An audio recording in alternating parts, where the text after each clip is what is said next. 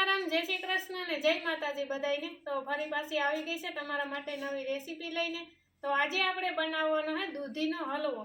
તો વિડીયોમાં બધાય બન્યા રહેજો। ચેનલમાં નવા હોય તો લાઈક શેર ને સબસ્ક્રાઇબ કરી દેજો।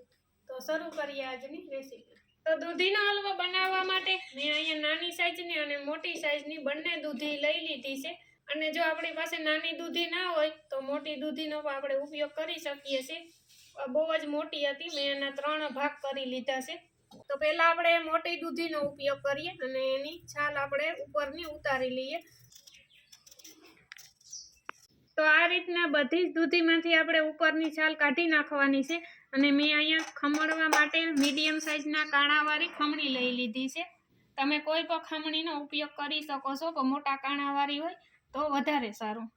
તો હવે આપણે દૂધીને સાઈડમાંથી ખમણવાની છે, ઉપરના ભાગમાંથી નથી ખમણવાનું, કેમ કે આપણી દૂધી છે ને થોડીક મોટી છે એટલે બીનો ભાગ એમાં હશે, એટલે આપણે બીનો ભાગ નથી નાખવાનો। અને આ રીતના આપણે આડી દૂધી રાખી અને ખમણવાની છે।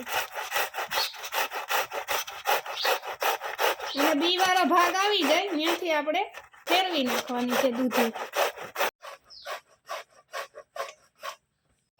તો આ રીતના આપણે વચ્ચેનો ભાગ નથી નાખવાનો, આમાં બીનો ભાગ આવી જાય એટલે આપણે સાઈડમાં મૂકી દઈએ। તો બધી જ દૂધી આપણે આ રીતના ખમણી લઈએ।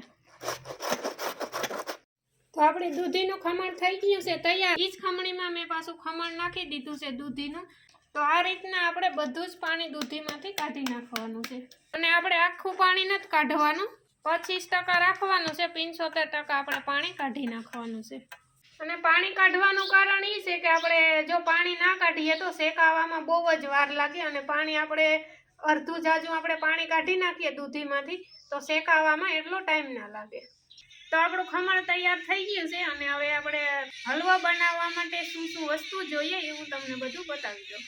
તો મેં અહીંયા 400 ગ્રામ જેટલું ખમણ લઈ લીધું છે, અને અડધા લીટરથી થોડુંક ઓછું દૂધ, 200 ગ્રામ ખાંડ અને 4 નાની ચમચી ઘી।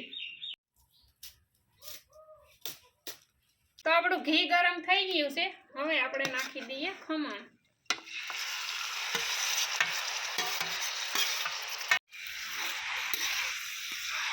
અને ખમણને આપણે 8 થી 10 મિનિટ સુધી ઘીમાં શેકવાનું છે। અહીં આપણું દૂધીનું ખમણ શેકાય છે ત્યાં સુધીમાં આપણે અહીંયા દૂધ ગરમ કરવા મૂકી દીધું છે। અને આપણે દૂધ ઉકાળવાનું છે, એક ઉફાણે આવી જાય એટલું આપણે દૂધ ગરમ કરવાનું છે।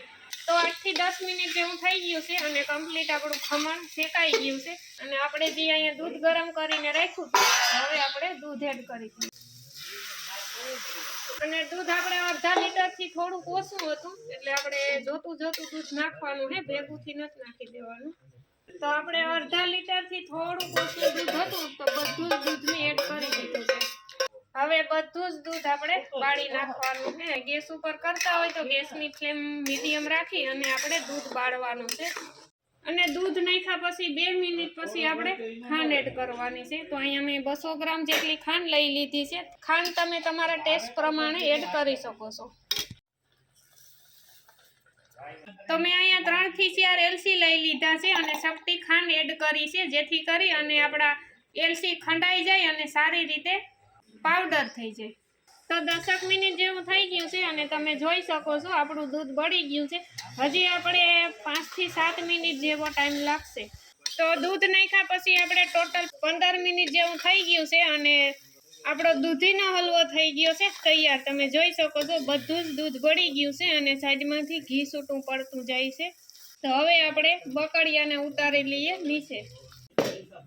તો અહીંયા આપણે એલચીનો પાવડર તૈયાર છે, તો એડ કરી દઈએ। કાજુ બદામનો પણ ઉપયોગ કરી શકો છો, મેં નથી નાખ્યા। અને ઘી તમારે ઉપરથી એડ કરવું હોય તો કરી શકો છો, જરૂરી નથી, પણ મેં 1 નાની ચમચી જેટલું ઘી એડ કર્યું। તો એક વખત જરૂરથી ટ્રાય કરજો દૂધીના હલવાને। આપણે ગાજરનો હલવો પણ બનાવશું, અત્યારે સિઝન છે, આપણે દૂધીનો હલવો, ગાજરનો હલવો, અડદિયા બધી રેસીપી તમારી સાથે શેર કરીશ। તો હલવો આપણે એક વાસણમાં એડ કરી લઈએ અને આપણે દૂધ નાખવાથી દૂધની કણી થઈ જાય છે, તમે જોઈ શકો છો, તો એ કંઈ નડે નહીં ખાવામાં। તો આ હતી આપણી આજની દૂધીના હલવાની રેસીપી। તમને કેવી લાગી કોમેન્ટ બોક્સમાં જરૂરથી જણાવજો। ચેનલમાં નવા હોય તો લાઈક શેર ને સબસ્ક્રાઇબ કરી દેજો। ફરી મળશું પાછી નવી રેસીપી સાથે, ત્યાં સુધી બાય બાય।